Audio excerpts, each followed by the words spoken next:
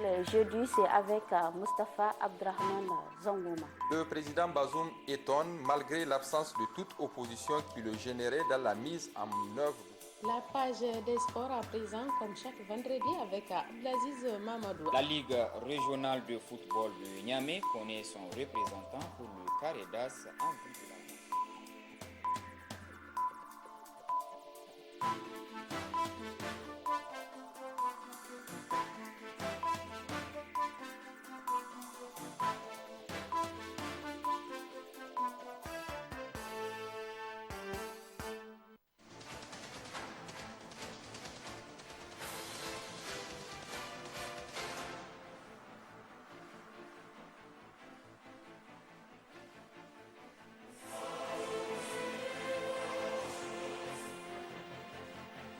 Retrouvez sur la télévision Bonferré pour votre grande édition d'information de 21h.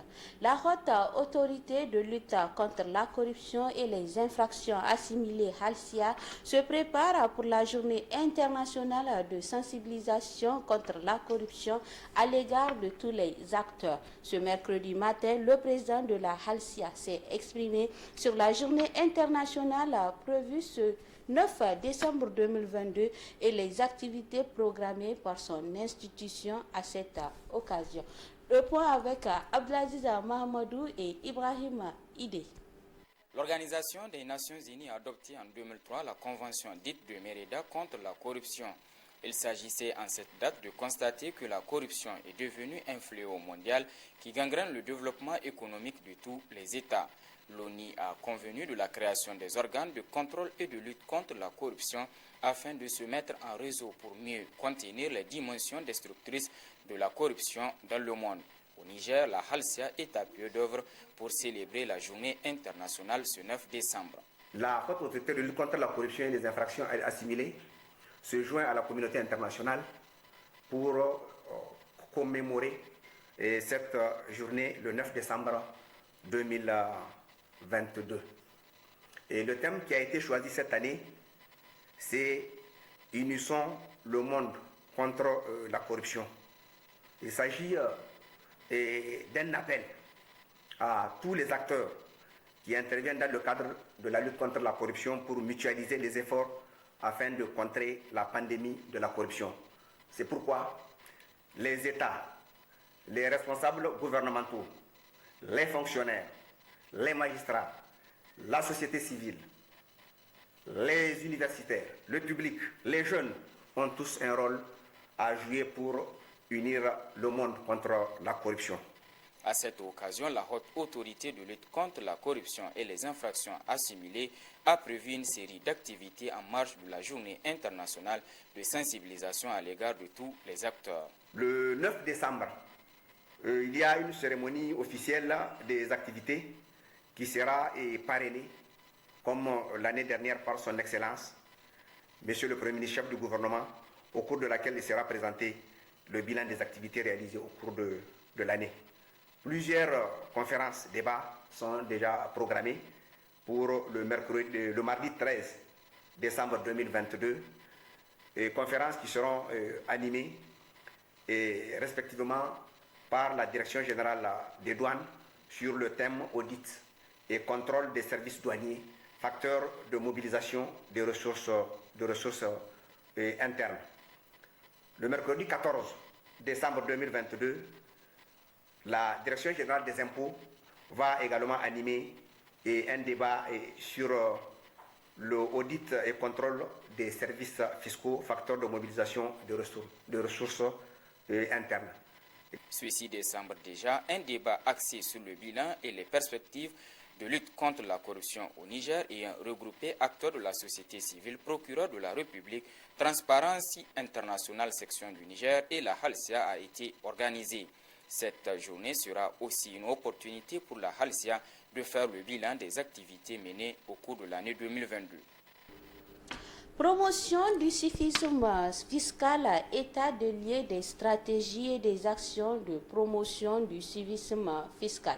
C'est le thème retenu par le séminaire international sur le civisme fiscal. Un séminaire qui est conjointement organisé par la Direction générale des impôts et le cercle de réflexion et d'échange des dirigeants des administrations fiscales. N'est-ce pas Boubacar Amadou et Mahamadou Djori? Ce séminaire international est conjointement organisé par la Direction générale des impôts et le cercle de réflexion et d'échange des dirigeants des administrations fiscales. Il s'agira pour les participants de faire l'état des lieux des stratégies et des actions de promotion du civisme fiscal. Cet état des lieux devra se pencher sur tous les aspects, notamment législatifs et réglementaires, la communication, la sensibilisation, l'éducation des contribuables, en amont et en aval des actions de l'administration fiscale, la simplification des procédures, les systèmes d'encouragement à initier en faveur des usagers civiques, le climat de confiance entre l'administration fiscale et les usagers. Ce séminaire de Niamey est le premier de la période annuelle de travail du cercle de réflexion et d'échange des dirigeants des administrations fiscales traitant le sous-thème de la promotion du civisme fiscal.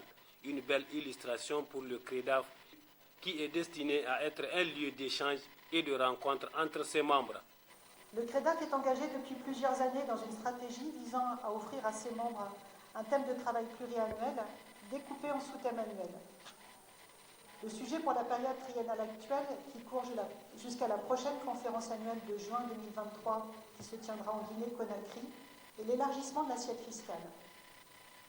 Les travaux de l'année 2022-2023 viennent donc compléter les travaux réalisés au cours des deux périodes précédentes, à savoir le numérique au service de l'élargissement de l'assiette fiscale et la maîtrise et la valorisation des données au service de l'élargissement de l'assiette fiscale. Pour les administrations fiscales, la promotion du civisme fiscal représente un enjeu majeur et peut regrouper des axes aussi divers que le numérique au service du civisme fiscal, la lutte contre la corruption, l'information des usagers. Pour le ministère en charge des Finances, ce séminaire sur le civisme fiscal est une préoccupation majeure pour le Niger, à l'instar de tous les pays en voie de développement. Le civisme fiscal défini comme la motivation intrinsèque de s'acquitter de ses obligations fiscales est un des premiers leviers de mobilisation des recettes fiscales car il facilite aux entreprises, aux citoyens et à l'administration fiscale de mieux mobiliser les recettes fiscales dans un cadre convivial, partenarial et de confiance au grand bénéfice de nos pays. Durant ces 2 jours de travaux, vous aurez à vous pencher, chers séminaristes, sur toutes les problématiques du civisme fiscal, à savoir ses causes, ses manifestations, ses conséquences et les voies et moyens à mettre en œuvre pour sa promotion. Les résultats issus de ces assises de 2 jours permettront aux administrations fiscales d'améliorer le civisme fiscal, gage d'une mobilisation performante des recettes fiscales et d'un financement de qualité des besoins de la population.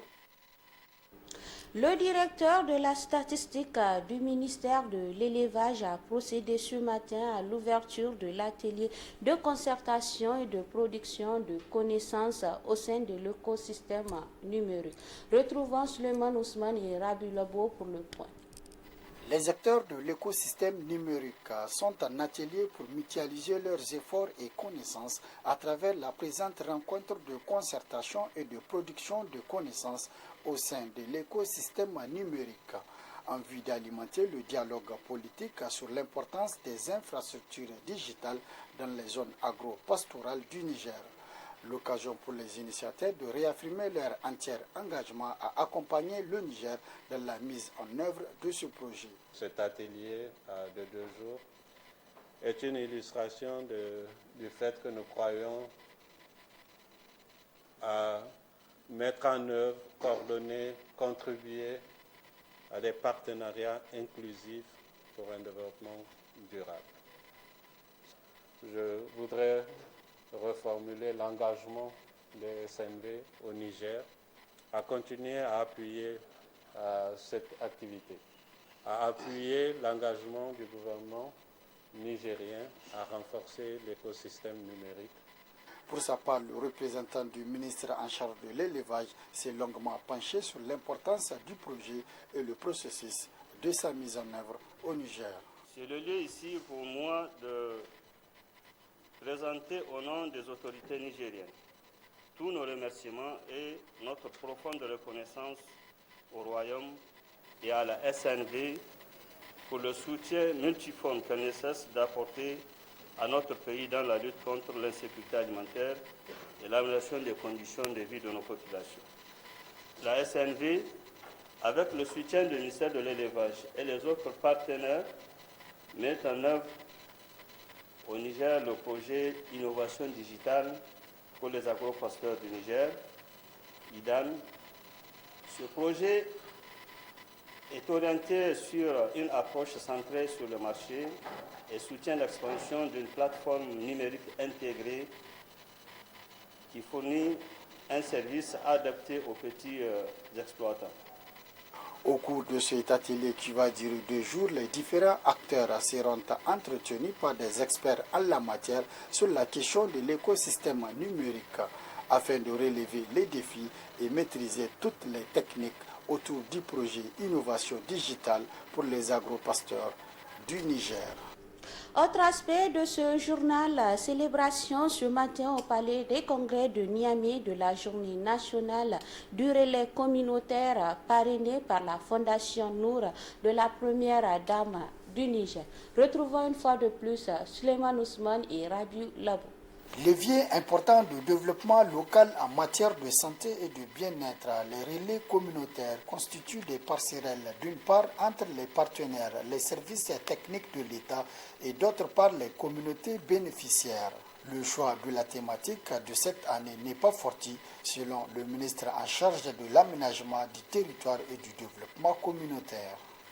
L'institutionnalisation de cette journée rentre dans le cadre des actions de développement du capital humain et du développement communautaire qui sont des priorités chères au président de la République, son Excellence Laji Mohamed Bazoum et de son gouvernement. Ce choix s'explique du fait que de nos jours, le domaine de la santé comptabilise l'essentiel du nombre de relais communautaires avec plus de 25 300 volontaires répertoriés sur l'ensemble du territoire national. Parrainé par la fondation de la première dame Nour, par le biais de son représentant, il a situé le rôle important que jouent les relais communautaires. Ce sont des hommes et des femmes choisis par la communauté pour conduire en son sein des actions de développement. Ils sont, comme le nom l'indique, les traits d'union entre les services publics de base et les communautés. Cette célébration est la consécration d'un long processus soutenu par une ferme volonté politique de rendre à ces héros de l'ombre le mérite qui leur revient. La contribution des relais communautaires de développement permet d'assurer des actions de proximité préventives et curatives déterminantes à moindre coût, mais aussi de pérenniser les résultats des interventions des projets. Cette cérémonie a été marquée par la distinction de plusieurs acteurs du domaine, mais aussi les interventions de plusieurs partenaires présents pour la circonstance. Les acteurs intervenant dans la gestion des crises et catastrophes de quelques ministères du pays sont en renforcement de capacité de 4 jours sur la collecte et le traitement des données dans le contexte d'urgence à l'aide Kobo Tollbox, organisé par le ministère de l'Action humanitaire et de la gestion des catastrophes sur financement de l'UNICEF. N'est-ce pas Aïchatou Mamadou et Lucas Oga? À côté des conventions et lois existantes déjà ratifiées par le Niger, le ministère de l'Action humanitaire et de la gestion des catastrophes procède aussi au renforcement de capacités des acteurs intervenant dans la gestion des crises par cette session de formation.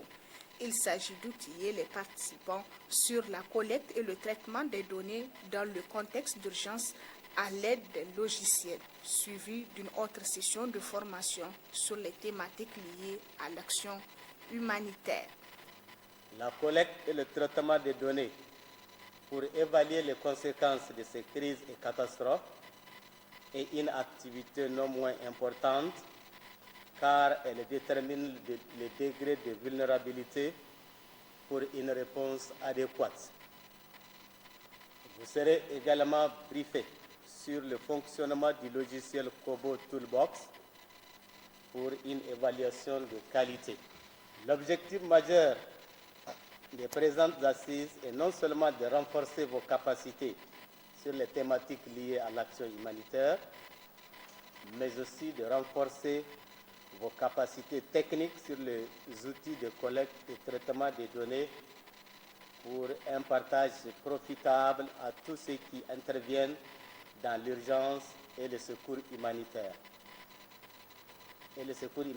Afin de les appliquer au cours de vos activités quotidiennes de collecte. Venus des différentes régions du pays, ces participants sont confiants de recevoir un encadrement leur donnant désormais la possibilité de parfaire les activités liées à l'action humanitaire. Je souhaite donc avoir l'outil nécessaire qui va me permettre donc de faire des questionnaires sur l'outil Kobo Tool et de les transférer sur les fichiers Excel pour le traitement des données. Et pour ce qui est de la thématique liée aux humanitaires, à l'action humanitaire, ça, je souhaite être suffisamment outillé avec les principes humanitaires et les principes directeurs pour pouvoir donc apporter des réponses adéquates aux bénéficiaires dans les cadres humanitaires. Oui, au sortir quand même de la formation,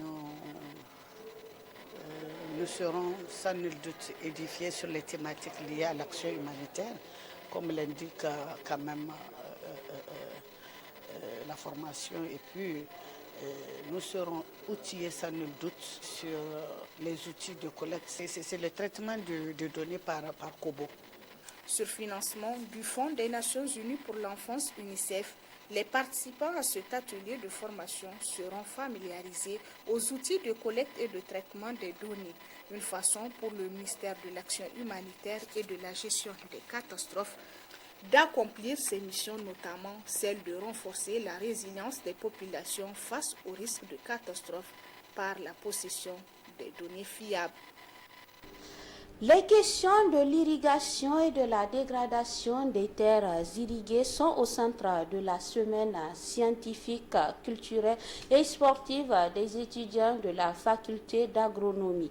Dans cette démarche, la délégation générale des étudiants de l'université de Niamey entend porter sa contribution dans la lutte contre la pauvreté et la gestion de la paix durable dans notre pays. Suivez le reportage de Balima Oborena sous les images de Ibrahim Ousmane. De la musique, de l'humour, des retrouvailles, mais aussi des enseignements. L'ouverture de la semaine scientifique, culturelle et sportive des étudiants de la faculté d'agronomie de l'université Abdou Moumouni de Niamey a donné tout le sens au thème choisi. La 17e édition de cette rencontre a eu pour axe l'agriculture irriguée et restauration des terres dégradées pour une meilleure résilience socio-environnementale et une paix durable au Niger. Pour le délégué général des étudiants à la faculté d'agronomie, le choix de ce thème est d'une grande importance. Il s'agit ici d'une question d'actualité, une question qui préoccupe les chercheurs, les étudiants, les paysans et le gouvernement de façon générale.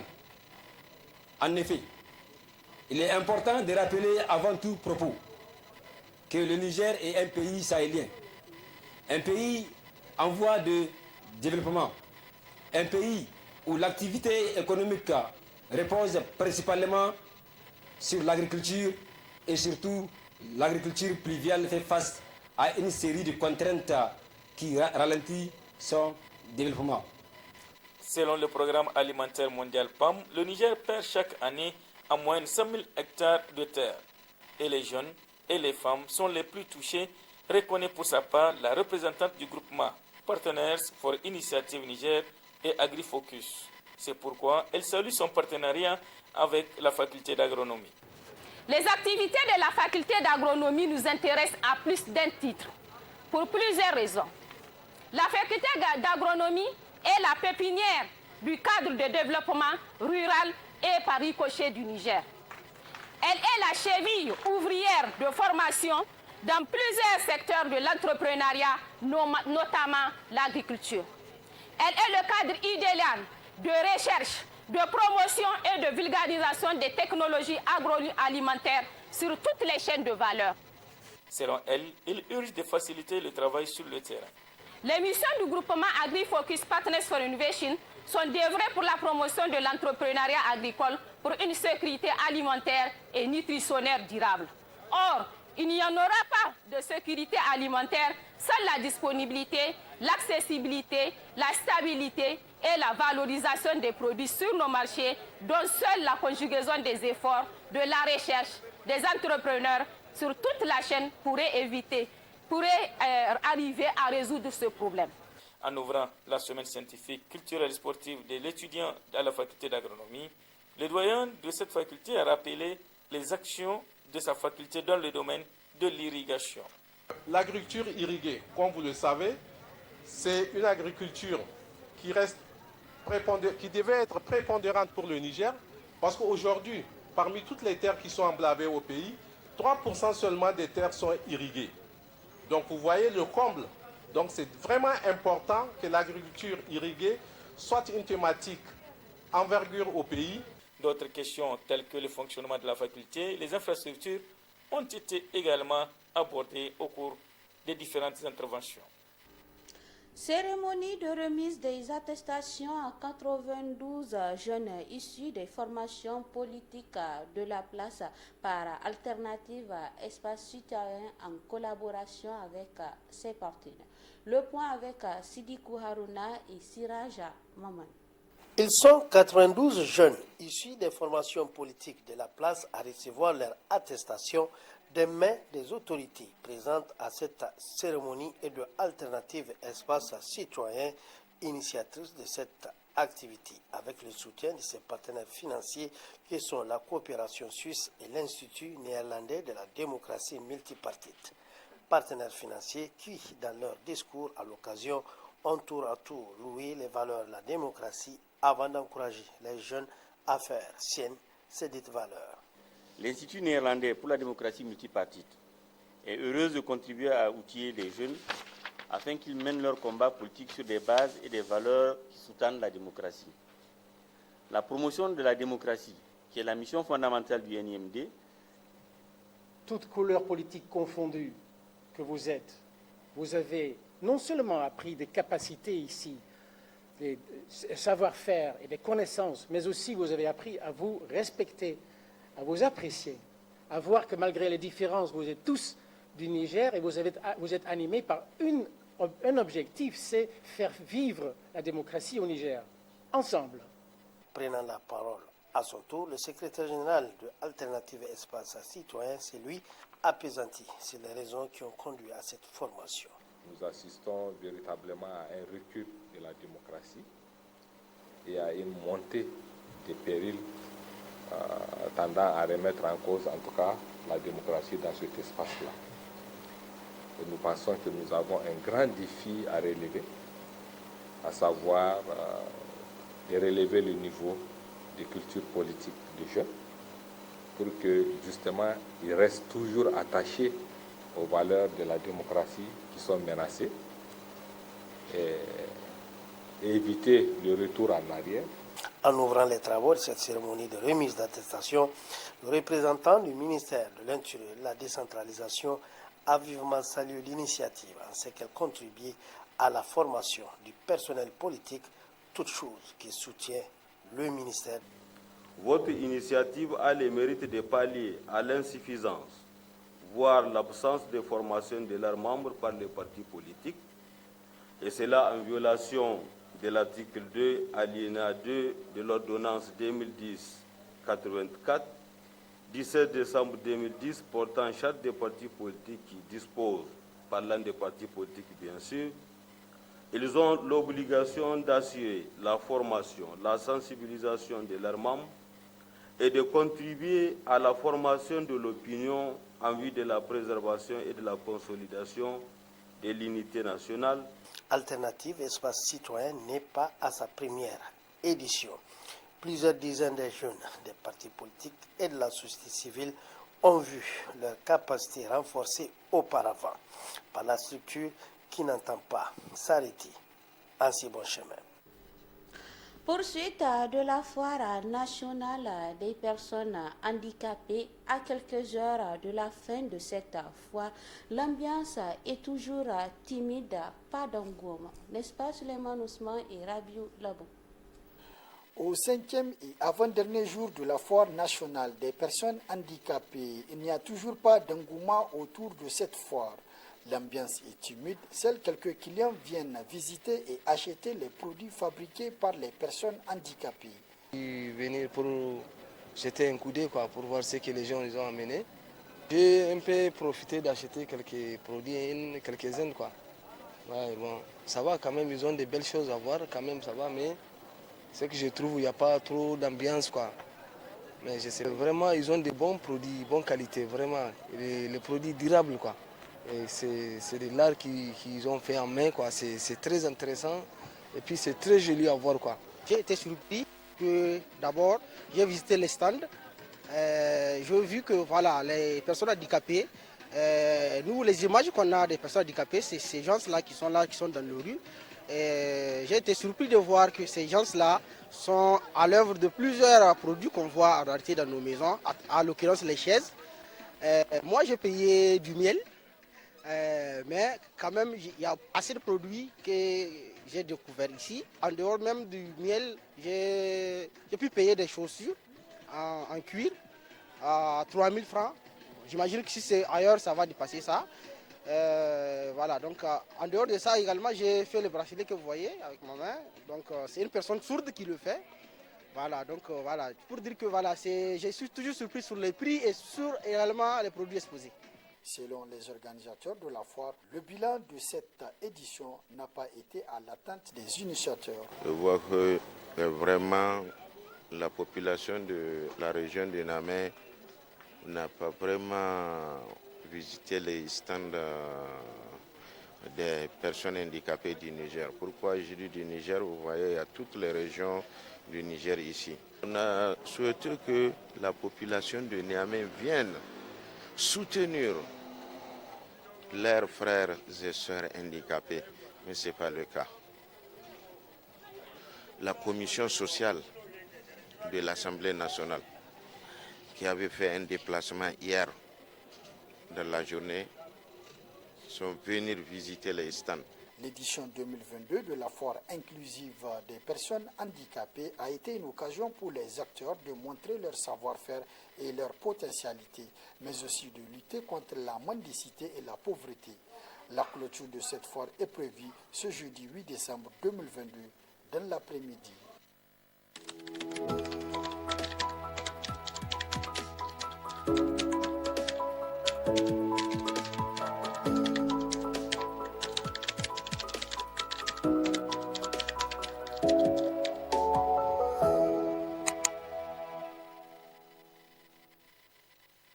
L'actualité sur la toile, c'est avec Balima Bourema. Balima, bonsoir et bienvenue. Bonsoir Samira, bonsoir chers téléspectateurs, bienvenue à ce numéro d'Actu sur le web de ce mercredi 7 décembre 2022. Économie, le Niger mobilise ses partenaires et obtient plus de 14 milliards de francs CFA selon ANPE.NE. Les partenaires techniques et financiers du Niger ont annoncé des appuis financiers pour la mise en œuvre du PDS à hauteur de 22,3 milliards d'euros, soit 14 718 milliards de francs CFA, au premier jour de la table ronde de Paris, a informé le service de la communication de la présidence nigérienne. Le gouvernement nigérien a réuni en France ses partenaires afin de mobiliser quelques 10 670 milliards de francs CFA pour combler le gap du financement de son plan de développement économique et social PDS 2022-2026 d'un coût de près de 19 500 milliards de francs CFA. Il est attendu 10,5 milliards de dollars de PTF et 6,1 milliards de dollars américains du secteur privé. Le président de la République, Mohamed Bazoum, a fait comprendre qu'à travers ce 12e PDS, Le gouvernement nigérien ambitionne de réduire la pauvreté dans le pays à 35,4% d'ici 2026. La croissance sera double et inclusive afin qu'elle profite à toutes les couches socio-économiques, notamment les plus défavorisées, car notre ambition est de ramener le taux de pauvreté de 43% en 2022 à 35,4% en 2026, a rassuré le président nigérien. L'objectif global du programme est de contribuer à bâtir un pays pacifique, bien gouverné, avec une économie émergente et durable, ainsi qu'une société fondée sur des valeurs d'équité et de partage des fruits du progrès. Le plan de développement économique et social PDS 2022-2026 est la deuxième déclinaison quinquennale de la stratégie de développement durable et de croissance inclusive SDDCI 2035, note-t-on. Le PDS 2022-2026 s'articulera autour de 3 axes stratégiques dont le développement du capital humain, l'inclusion et la solidarité, la consolidation de la gouvernance, de la paix et de la solidarité, enfin la transformation structurelle de l'économie. Ce programme opérationnalise la déclaration de politique générale du gouvernement et vise à concrétiser les engagements du président de la République contenus dans le programme de Renaissance Acte 3, mais aussi sa vision et orientation pour le Niger en phase avec l'agenda 2063 de l'Union africaine et l'atteinte des objectifs de développement durable des Nations Unies. Pendant ce temps, ActuNiger.com nous apprend que Bazoum Mohamed présidera la conférence des chefs d'État et de gouvernement de l'UEMOA pour les 12 prochains mois. Le président nigérien Mohamed Bazoum a été désigné par ses pairs ce lundi 5 décembre 2022 à Abidjan, en Côte d'Ivoire, nouveau président en exercice de l'Union économique et monétaire ouest-africaine, UEMOA, au cours du 23e sommet ordinaire de la conférence des chefs d'État et de gouvernement de cette institution. Mohamed Bazoum succède ainsi à cette fonction au président ivoirien Alassane Ouattara. Au cours du 23e sommet ordinaire du chef d'État et de gouvernement de l'UEMOA, qui s'est déroulé en présence des chefs d'État de Macky Sall, Oumarou Sissé Mbalo et du président de la commission de l'Union de l'UEMOA, Abdoulaye Diop, le président Alassane Ouattara, président de la conférence des chefs d'État et de gouvernement, a présenté la situation de l'Union, évoqué les défis à relever dans l'espace communautaire et annoncé plusieurs décisions, notamment la désignation du président du Niger, Mohamed Bazoum, en qualité de nouveau président en exercice de l'UEMOA. Le président Bazoum, qui participe à la table ronde des investisseurs et partenaires au développement du Niger, qui s'est tenue du 5 au 6 décembre à Paris, a été représenté par le Premier ministre Oumoudou Mahamadou. L'Union économique et monétaire ouest-africaine est une organisation ouest-africaine créée le 10 janvier 1994 qui a comme mission la réalisation de l'intégration économique des États membres à travers le renforcement de la compétitivité des activités économiques dans le cadre d'un marché ouvert et concurrentiel et d'un environnement juridique rationalisé et harmonisé. Pourtant, tout n'est pas rose selon infodrome.com. L'inflation qui touche l'économie mondiale depuis le début de l'année fragilise particulièrement celle de l'Afrique. Le taux de croissance du produit intérieur brut de l'Union économique et monétaire ouest-africaine est estimé à 5,7% en 2022 contre 6,1% en 2021. L'annonce a été faite par le président du Conseil des ministres de l'UEMOA, Sani Yaya, le lundi 5 décembre 2022 à Sofitel Abidjan, Hôtel Ivoire, lors du 23e sommet ordinaire de la conférence des chefs d'État et de gouvernement de l'UEMOA sous la présidence du président ivoirien Alassane Ouattara. À l'occasion, Sani Yaya a expliqué que l'objectif économique des 8 États membres de l'Union est resté soutenu en dépit d'une conjoncture internationale morose et d'un environnement sociopolitique et sécuritaire fragile. Quant au taux d'inflation de l'Union, a poursuivi Sani Yaya, il est estimé à 7,5% en 2022 contre 3,6% en 2021, du fait essentiellement de la persistance des tensions sur les prix des produits alimentaires et pétroliers, ainsi que sur les hausses de fonctions, logements et transports. Dans un contexte de mise en œuvre par nos États, a-t-il relevé, les mesures visant à préserver le pouvoir d'achat des populations à travers les actions ciblées contre la vie chère et la poursuite des programmes d'investissement public en cours, le déficit budgétaire s'établirait à 6,1% en 2022 contre 5,5% en 2021. Toutefois, Sani Yaya a assuré que les mesures vigoureuses mises en œuvre par les États membres de l'Union devraient permettre de contenir les pressions inflationnistes et préserver le pouvoir d'achat des populations. Dans ce contexte mondial marqué par le Covid-19 et les effets de la guerre russo-ukrainienne. Le président Ouattara, également président en exercice de la conférence des chefs d'État et de gouvernement de l'UEMOA, s'est félicité de la résilience des économies de l'UEMOA avec 5,7% de croissance. Le chef de l'État ivoirien a annoncé que des perspectives économiques de l'Union sont favorables et prévoit en 2023 un taux de croissance évalué à 7,3%. Balima Bourema, merci, à la prochaine, Inch'Allah. Merci Samira, merci chers téléspectateurs et à la semaine prochaine, Inch'Allah. C'est la fin de votre édition d'information sur la télévision Bonferré. Merci pour votre fidélité. Prochain rendez-vous de la rédaction ce demain, Inch'Allah. Merci et au revoir.